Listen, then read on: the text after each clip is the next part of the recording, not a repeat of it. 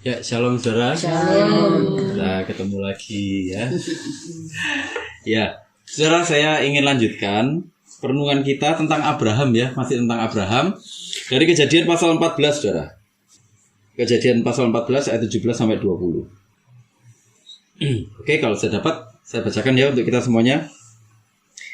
Ini sebenarnya sambungan dari yang kita bahas tempo hari ya, waktu Abraham menolak tawaran dari Raja Sodom ya.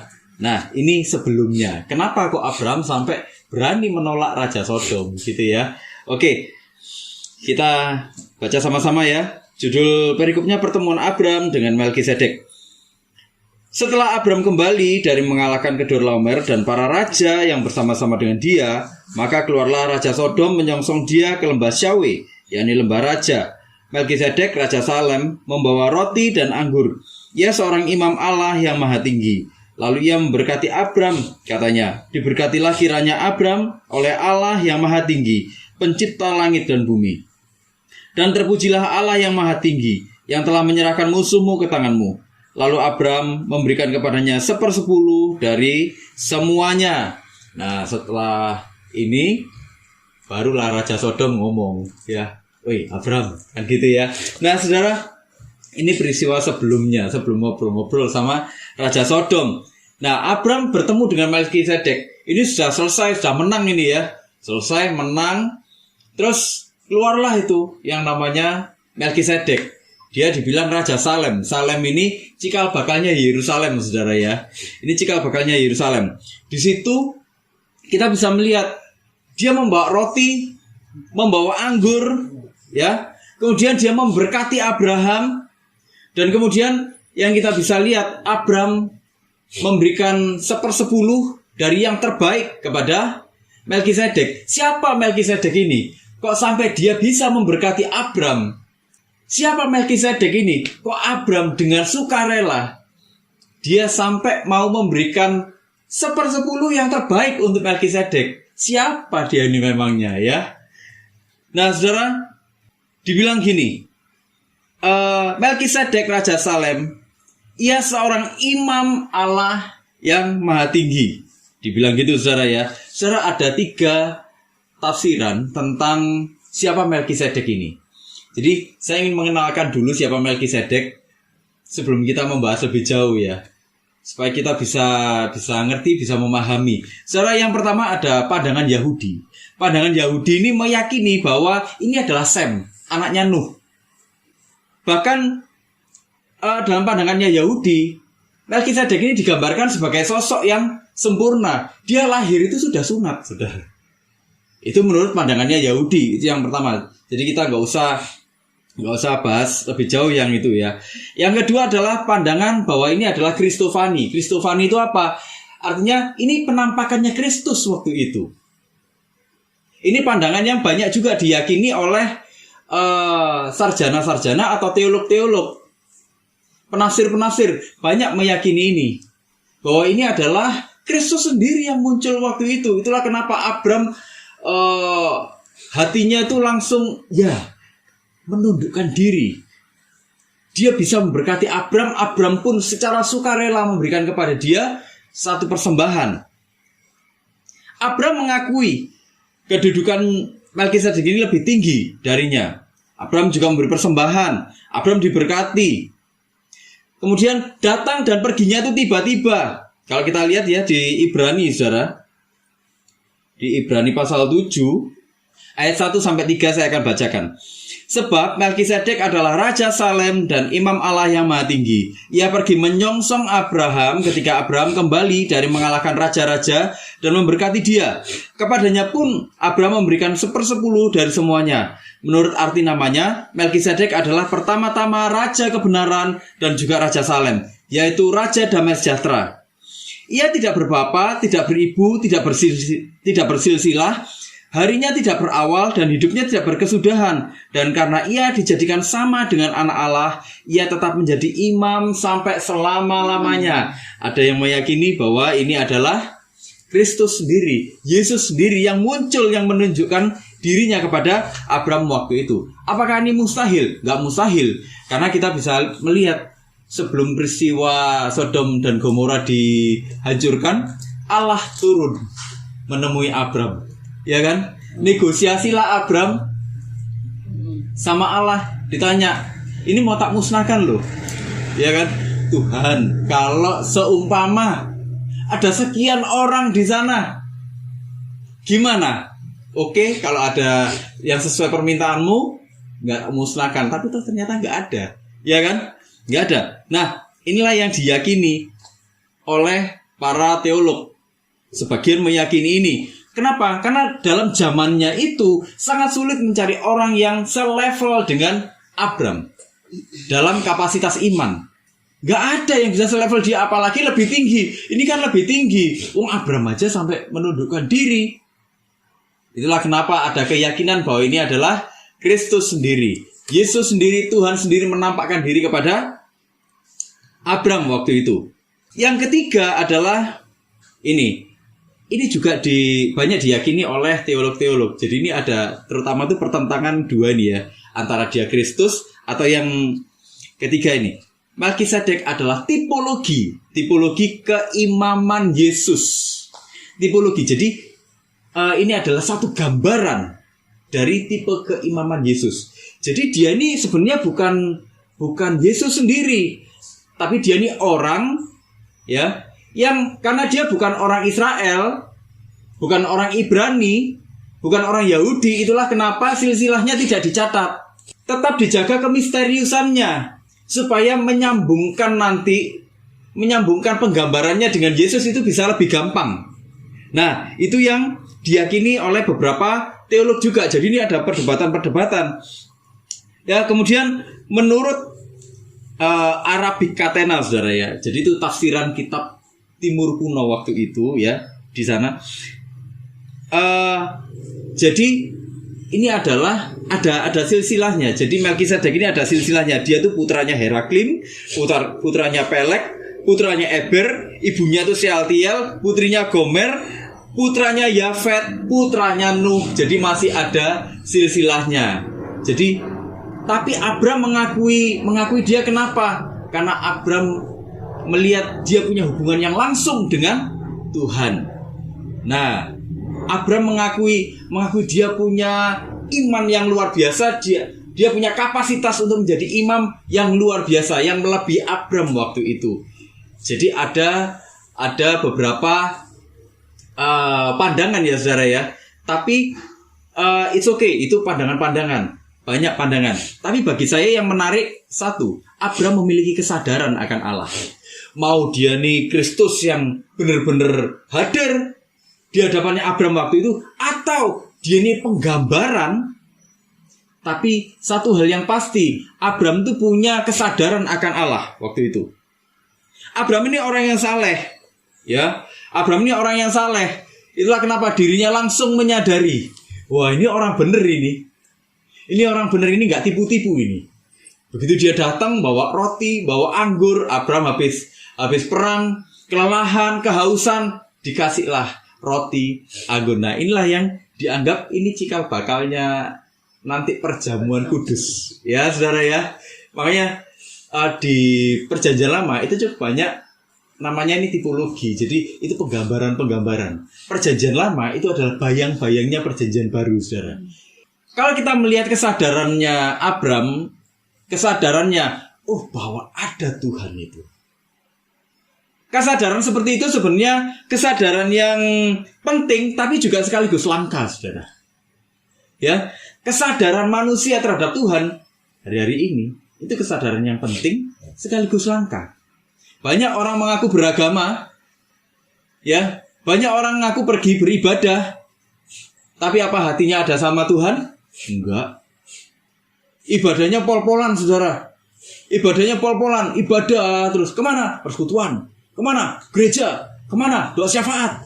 Kemana? Doa puasa. Gitu ya. Ada yang kebalik. Kemana? Puasa doa. Ya puasa doa berarti dia enggak doa. Iya, itu namanya diet, saudara. Puasa tok enggak berdoa. itu namanya cari goro-goro. Nanti lama-lama asam lambung, ya saudara ya. Nah, banyak orang yang cuma seperti itu aja.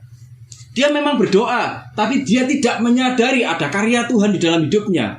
Dia cuma berdoa, dia beribadah, dia nyanyi-nyanyi, saudara. Tapi dia tidak menyadari bahwa ada rencana Tuhan di dalam hidupnya. Bahwa ada Tuhan itu sedang melakukan sesuatu di dalam hidupnya. Yang dia inginkan cuma apa? Waktu dia beribadah, yang dia cari cuma apa? Tuhan, jalan keluar Tuhan. Tuhan, pertolongan-Mu Tuhan. Tuhan, Engkau dahsyat Tuhan.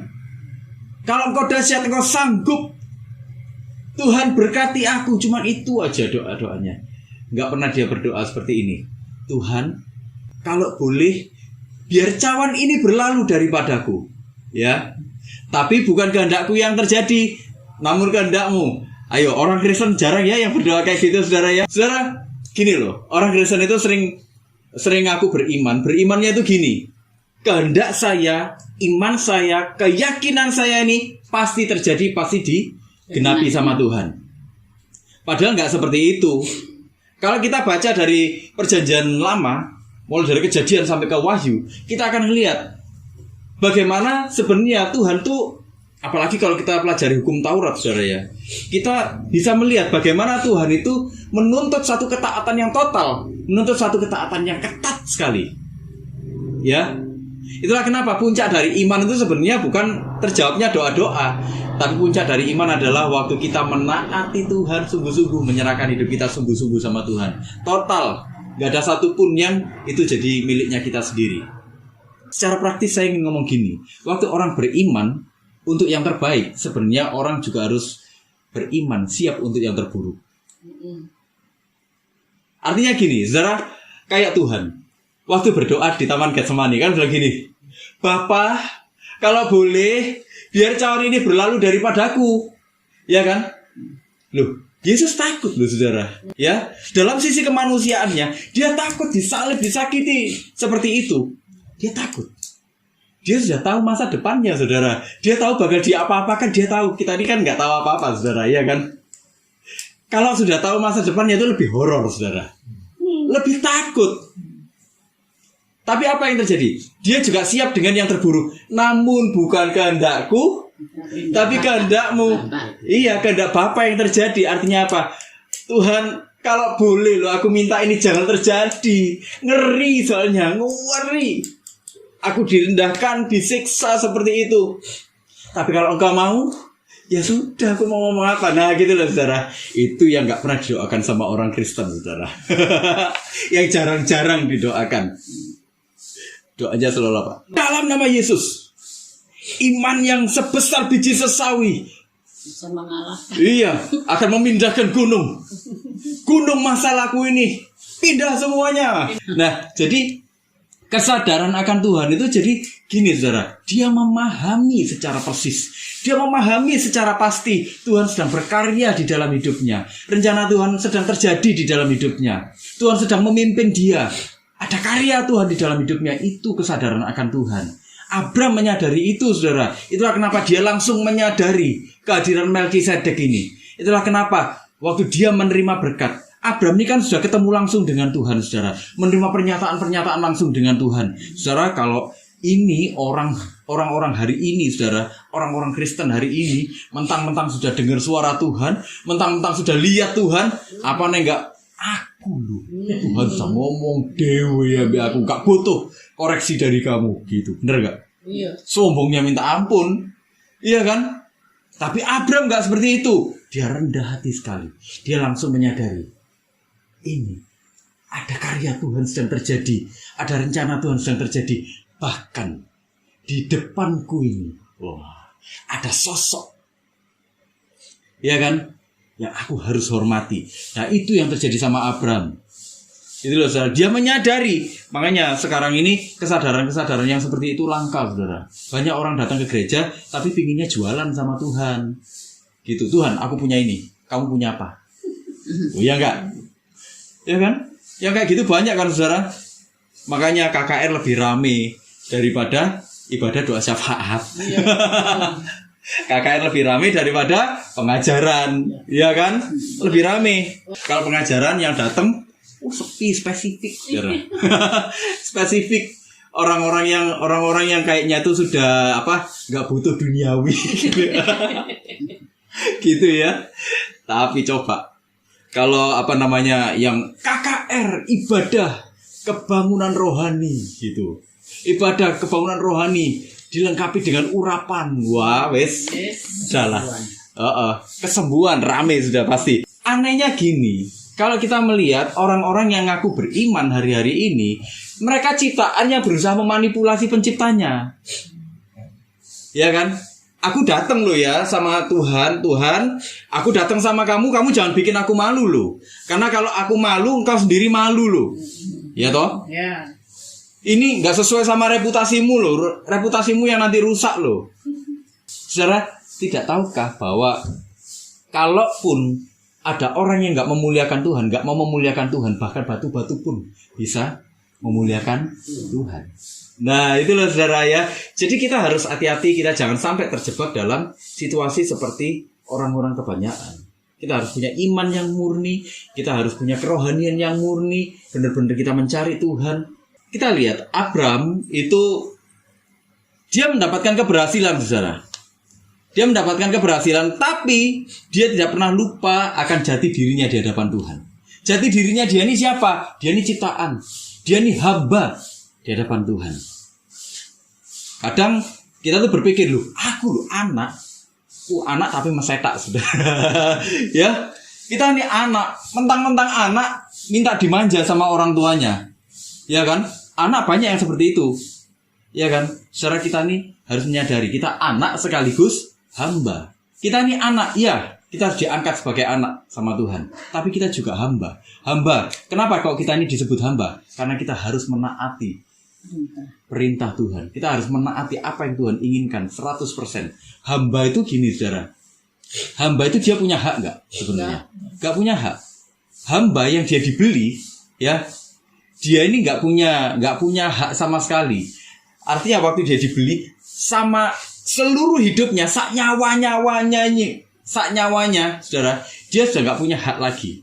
Jadi dia mau diapakan, mau dicambuk, mau direndam, ya, mau diapakan dia udah nggak punya hak lagi. Ya sudah, terserah yang beli, terserah yang punya.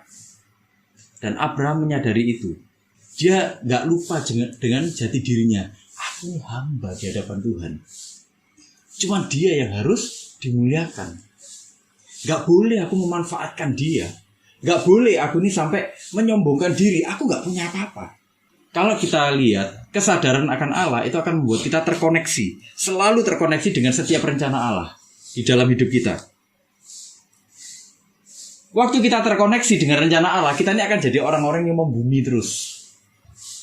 Kalau kita ini orang-orang yang gak sadar dengan itu, gak menyadari bahwa semua ini di dalam hidup ini karyanya Tuhan, kita akan jadi orang-orang yang arogan. Secara rohani pun kita arogan. Saudara bayangkan, ini kalau kita coba saudara ini ya, bayangkan, ini di film-film yang penuh dengan dewa-dewa, saudara pernah lihat? Ya, penuh dengan dewa-dewa. Apa yang terjadi? Biar dewanya gak marah, disogok. Ya kan? Disogok. Biar dia gak ngamuk-ngamuk, dikasih ini, dikasih itu. Manusia jadi merasa apa? Siapa yang lebih hebat sekarang? Manusianya. Kenapa? Karena manusia bisa mengendalikan dewa-dewa. Gitu. Ya kan? Dewa-dewanya gak berdaulat jadinya. Tapi kalau kita lihat Tuhan gak seperti itu. Abraham menyadari itu. Ini Tuhanku ini berdaulat loh. Apa yang dia rencanakan pasti terjadi. Itulah kenapa kita gak usah protes-protes sama Tuhan. Tuhan, ini harusnya aku loh Tuhan. Kok dia yang diberkati? Harusnya aku. Tuhan bilang gini, wes gak usah ngomelai. Semua itu anugerah. Aku mau memberkati siapapun, itu anugerah. Ya kan? Saudara misalnya, saudara punya makanan. Saudara punya makanan. Ada 3 orang ini saudara. Ada 3 orang. Yang satu saudara kasih separuh. Yang satunya, yang 2 lagi, ini diparuh. Jadi ini seperempat. Ada yang bilang, kok gak adil? Gak adilnya dari mana? Itu separuh, kok ini seberapa. Nah, ada yang bilang itu nggak adil. Tapi sebenarnya dari sudut pandang pemberi, adil nggak? Adil. Adil. Pemberi itu selalu punya pertimbangan sendiri, benar nggak saudara? Iya. Misalnya ini Pak Pil ngasih saya dengan kohin, dengan Cibawa misalnya. Saya sama kohin itu dikasih seperempat. Cibawa dikasih setengah. Saya protes sama Pak Pil, kok ini kue segitu gede nih? Saya sama kohin cuma dikasih seperempat ke Pak Pil. Pak Pil kok gak adil sih? Nah, kira-kira saya berhak gak? Itu harta bukan harta saya loh. Makanan bukan makanan saya. Kira-kira saya berhak protes gak sama Pak Pil?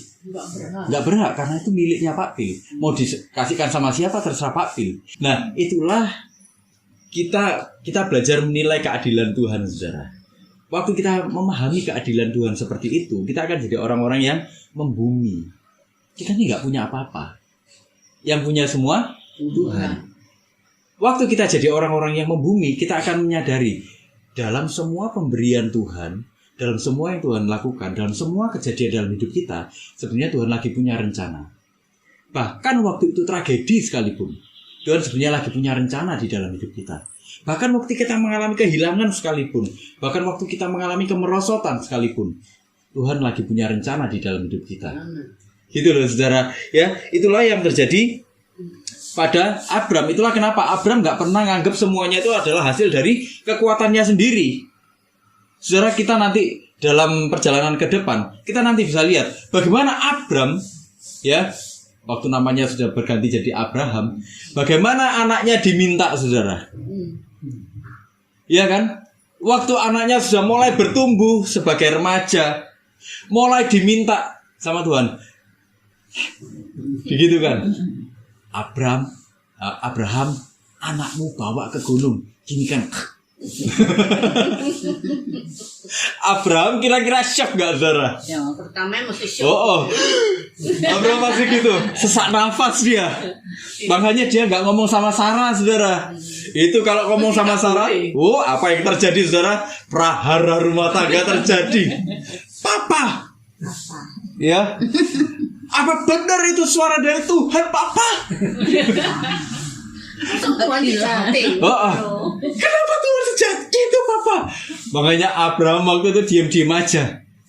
Dia tahu dalam semua yang terjadi, aku gak punya hak. Bahkan milikku yang paling berharga ini sebenarnya bukan milikku, tapi miliknya Tuhan. Dibawalah dia. Anaknya sampai tanya, Pak, dombanya mana?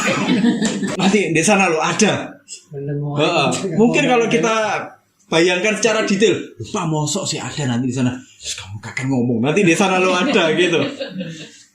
Abram dengan sedihnya gitu ya, tapi dia tetap menjalani, saudara. Dia tetap jalani. Itulah kenapa Abram itu sangat membumi. Itulah kenapa Abram itu pada akhirnya berganti nama jadi Abraham dan dia jadi bapak orang beriman. Dia memang punya kekurangan, saudara, tapi ketaatannya pada Tuhan itu tidak perlu diragukan lagi. Dan itulah yang Tuhan lihat. Itu loh. Kesadarannya dia akan Tuhan ini luar biasa, membuat dia itu berani untuk berserah total kepada Tuhan, berani untuk menyerahkan apapun, berani untuk memberikan semua yang terbaik dari hidupnya. Bahkan anaknya waktu diminta sama Tuhan, berani dia kasih. Nah itulah, saudara, kesadaran akan Tuhan akan membuat kita membumi terus. Waktu kita membumi, kita akan terus menyadari, enggak, hidupku ini bukan siapa-siapa tanpa Tuhan, seperti Abram. Waktu kita menyadari itu, kita akan terus memuji betapa besarnya Tuhan itu di dalam hidup kita. Tuhan, aku memang kehilangan sesuatu. Tuhan, aku memang mengalami tragedi. Tuhan, aku memang sedang merosot. Tapi aku yakin, Tuhan, semua itu terjadi karena Engkau sedang mengerjakan kebaikan di dalam hidupku. Itu ya. Kesadaran akan Allah itu punya ekspresi. Gitu loh. Itu punya ekspresi. Jadi gak cuma sekedar dia menerima berkat dari Tuhan, diberkati gitu ya. Diberkati sama Tuhan, diberkati waktu menerima Tuhan, menerima berkat, diberkati sama Melkisedek ya waktu itu ya. Tapi nggak cuma sampai di situ. Abram memberikan semua yang terbaik. Dibilang di ayat 20, dibilang lalu Abram memberikan kepadanya 1/10 dari semuanya. Ada yang menafsirkan Abram memberikan 1/10, tapi yang terbaik. Saudara, saya ingin tekankan gini, ini bukan masalah persepuluhan, saudara. Ada orang-orang yang terintimidasi dengan ini. Saya pernah mengonselingi orang, ada orang pernah datang ke saya. Ya saudara ya, ada orang pernah datang ke saya. Dia bergumul antara dia ngasih perpuluhan atau dia harus nyekolahkan anaknya dan ngasih makan anak-anaknya. Kasusnya serupa. Dia bilang, kalau dia ngasih perpuluhan, bisa dipastikan anaknya ini pasti keluar dari sekolah. Kenapa? Karena anaknya sudah nunggak kurang lebih 3-4 bulan sekolah. Jadi anaknya ini nggak akan bisa sekolah. Yang kedua, kalau dia bayar perpuluhan, keluarganya nggak akan makan meskipun sedikit. Dia bingung, gimana soalnya ada hamba Tuhan bilang gitu. Soalnya ada hamba Tuhan bilang harus dikasih. Saya bilang, nah, Tuhan tuh gak sekejam itu. Saya bilang, Tuhan tuh gak sekejam itu. Tuhan gak sekejam itu. Jadi gini, Tuhan itu prioritasnya apa? Tuhan itu prioritasnya apa? Kehidupan. Ya, Tuhan itu prioritasnya apa? Kehidupan. Kamu harus pakai uangmu. Kalau kamu ada uang cukup untuk sekian, kamu harus pakai itu untuk melanjutkan kehidupanmu dulu. Nanti kalau kamu sudah ada dan Tuhan menggerakkan hatimu untuk memberi perpuluhan, baru kasih. Gitu. Tuhan itu pemilik alam semesta. Kalaupun ini ada pelayanan, Tuhan itu akan memelihara pelayanan-pelayanan yang sama Tuhan diizinkan ada. Tuhan nggak pernah minta-minta, saudara. Gitu loh. Tuhan nggak pernah minta-minta. Kalau ada satu pelayanan, Tuhan pasti pelihara pelayanan itu secukup-cukupnya. Gitu. Itulah kenapa saya bilang, pakai uang itu untuk nyekolahkan anakmu, pakai uang itu untuk ngasih makan keluargamu. Nanti suatu saat kalau sudah ada berkat lagi, baru kasih. Kalau Tuhan menggerakkan hatimu. Jadi sebenarnya yang dikasih sama Abraham itu bentuk ucapan syukurnya, bentuk pengakuannya dia terhadap karya Tuhan di dalam hidupnya. Sebenarnya Abraham lagi mengakui, Tuhan, aku gak punya apa-apa, tapi aku punya hidupku yang aku akan berikan yang terbaik untukmu. Abraham sebenarnya secara filosofi, Abraham lagi ngomong seperti itu sama Tuhan. Semuanya hanyalah dari, oleh, dan untuk Tuhan. Gitu loh. Jadi itu yang diekspresikan sama Abraham lewat kehadiran Melkisedek ini.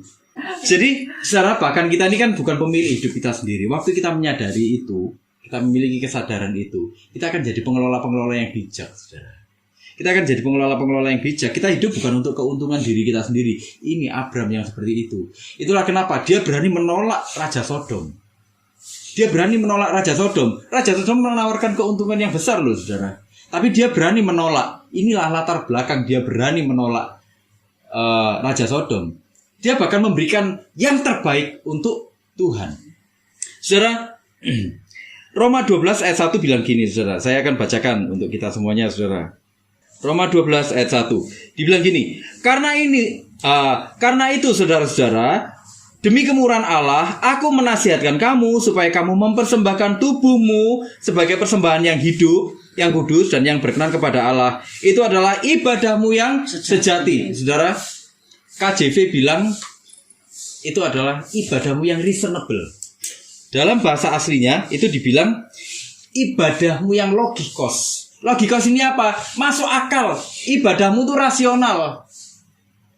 Abraham sudah memberikan contoh kepada kita. Satu contoh yang luar biasa. Bagaimana ibadah yang masuk akal itu. Tuhan tuh sebenarnya nggak minta macam-macam. Tuhan tuh nggak minta, ayo kamu persembahkan ayam ngek, gitu kan? Ayo. Kalau dulu orang-orang itu kan mempersembahkan apa, saudara? Bahkan mempersembahkan nyawanya orang, bener nggak? Iya kan? Di zaman waktu itu orang mempersembahkan bahkan nyawanya orang dimasukkan ke api. Tuhan tuh nggak minta yang kayak gitu, nggak minta yang aneh-aneh. Paulus merangkum kesadaran manusia akan Tuhan itu dengan sangat baik. Itu adalah ibadahmu yang sejati, mempersembahkan tubuh. Itu adalah ibadahmu yang sejati. Itu adalah ibadahmu yang masuk akal. Itu adalah ibadahmu yang rasional. Tuhan gak minta yang aneh-aneh. Tuhan cuma minta seluruh hidupmu persembahkan sama Tuhan. Sadari Tuhan di dalam hidupmu dan bertindaklah dengan itu. Gitu loh. Kalau kita menyadari Tuhan di dalam hidup kita, kita ngawur gak hidupnya, saudara? nggak ngawur kan? Kita pasti hidup, oh ya rek ada Tuhan rek, mau berdosa, oh ya rek Tuhan, ada Tuhan rek, waduh, ojo, sungkan aku, ditonton Tuhan terus, ya kan? Kita mau ngawur hidupnya kita, waduh, sungkan aku ojo rek. Kalau kadung, Tuhan minta ampun Tuhan, aku tadi salah, lain kali kasih kekuatan ya Tuhan, gitu. Hidup kita ini akan jadi hidup yang berguna. Hidup kita ini akan jadi hidup yang bermanfaat. Hidup kita ini akan jadi hidup yang memuliakan Tuhan. Abraham memberikan contoh itu, saudara. Jadi waktu dia mempersembahkan 1/10 yang dimaksud di sini yang terbaik, dia sebenarnya sedang mempersembahkan seluruh hidupnya kepada Tuhan. Paulus bilang, itulah ibadahmu yang rasional. Ibadahnya nggak aneh-aneh. Ibadahnya orang Kristen itu nggak aneh-aneh. Kenapa? Karena ibadahnya rasional. Rasionalnya kenapa? Serahkan hidupmu sama Tuhan, itu kamu sudah beribadah. Wah, ya kan? Nggak aneh-aneh kan, saudara? Kita menyembah Tuhan lewat apa? Kesadaran hidup kita. Kita membawa hidup kita ke hadapan Tuhan. Gitu loh. Ya, jadi, saudara jangan, waduh, dompet menipis, rek. Dompet menipis. Wes, nggak usah ke gereja. Jangan gitu. Karena Tuhan melihat hati. Saya ingin katakan, ibadah kekristenan itu ibadah yang logis, ibadah yang masuk akal. Masuk akalnya apa? Karena semuanya dimulai dari hidup ini, dilakukan lewat hidup ini, gitu loh saudara. Jadi ibadahnya kita tuh masuk akal, nggak aneh-aneh, ya. Seperti Abraham, yang dia menyadari Tuhan, dia mengalami Tuhan, dia mengakui Tuhan. Itulah kenapa kita bisa melihat banyak hal-hal yang luar biasa terjadi dalam hidupnya. Yang luar biasa ini apa? Pengenalannya akan Tuhan. Itu yang luar biasa. Ya, saudara, saya mendorong kita semuanya, yuk kita semua makin mendalam dengan Tuhan. Yuk makin kita menyadari Tuhan sedang terjadi di dalam hidup kita. Yuk kita sama-sama berdoa. Jangan kasih